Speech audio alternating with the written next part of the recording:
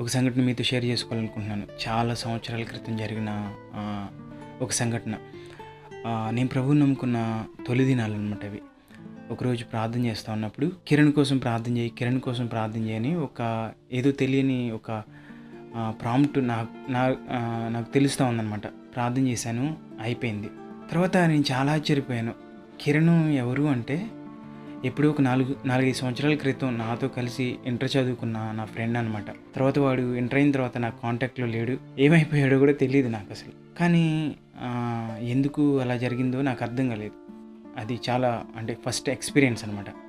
తర్వాత కొన్ని నెలలు అయిన తర్వాత నేను ఒక బుక్ చదువుతా ఉన్నాను అనమాట. ఆ బుక్ పేరు ఏంటంటే ప్రార్థనతో ప్రపంచాన్ని స్పృశించు అనే పుస్తకం చదువుతా ఉన్నాను.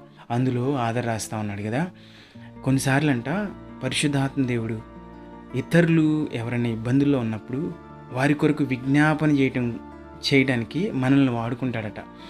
సో నాకు అప్పుడు అది స్ట్రైక్ అయిందనమాట. ఓ ఎట్లా జరిగిందని. సో అలాని నేనేదో గొప్ప ప్రార్థన పొరడని మీరు ఏదేదో ఊహించుకోమాకండి. I'm not a saint. ఇంకా చెప్పాలంటే మీకన్నా చాలా ఆత్మీయంగా వెనకబడిన వ్యక్తిని అనమాట నేను. ఇదంతా ఎందుకు చెప్తా ఉన్నానంటే, చాలాసార్లు పరిశుద్ధాత్మ దేవుడు ఇతరులని బ్లెస్ చేయడం కోసం, ఇతరుల యొక్క పరిస్థితుల నుంచి బయటికి తీసుకురావడం కోసం మన యొక్క ప్రార్థనల్ని వాడుకుంటాడనమాట. So never neglect the prayer of intercession. ఎప్పుడు కూడా ఇంటర్సెషన్, ఇతరుల కొరకు విజ్ఞాపన చేయటాన్ని మాత్రం ఎప్పుడు నెగ్లెక్ట్ చేయకండి. అది ఈవెన్ చిన్న స్మాల్ ప్రేయర్ అయినా సరే, అది ఇతరులకి మనకు తెలియదు వాళ్ళు ఎలాంటి పరిస్థితుల్లో ఉండి వెళ్తున్నారు. Never neglect even small prayers.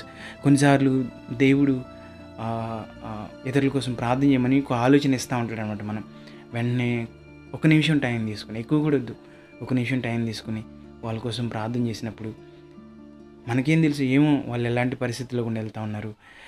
అవి ఇప్పుడన్నీ తెలియదు, కానీ దేవుడు తన మహిమలో అన్నీ కూడా బయలుపరుస్తాడు. పలానా రోజు నువ్వు చాలా డిఫికల్ట్ సిచ్యువేషన్లో ఉండి వెళ్ళావు, ఆ టైంలో నేను ఇతను చేసిన ప్రార్థనలను బట్టి నిన్ను మరణపు అంచుల వరకు వెళ్ళిన నేను లాక్కొచ్చానని అని దేవుడు అవన్నీ కూడా ఒక రోజున God will revealed everything in the light of glory. కాబట్టి ఇతరుల కొరకు మనం చేసే ప్రార్థన చాలా వండర్ఫుల్ అనమాట. అది ఇట్స్ లైక్ ఏ షీల్డ్ అనమాట. వాళ్ళని అలా మన ప్రార్థనతో ప్రొటెక్ట్ చేయొచ్చు అనమాట. సో చాలా గొప్ప సంగతి అనమాట ఇది. ఇతరుల గురించి విజ్ఞాపన చేయటాన్ని ఎప్పుడు నెగ్లెక్ట్ చేయకండి. నీ ప్రార్థన ద్వారా దేవుడు ఇతరుల్ని ఆశీర్వదించాలని కోరుకుంటా ఉన్నాడు. God bless you all. Praise the lord.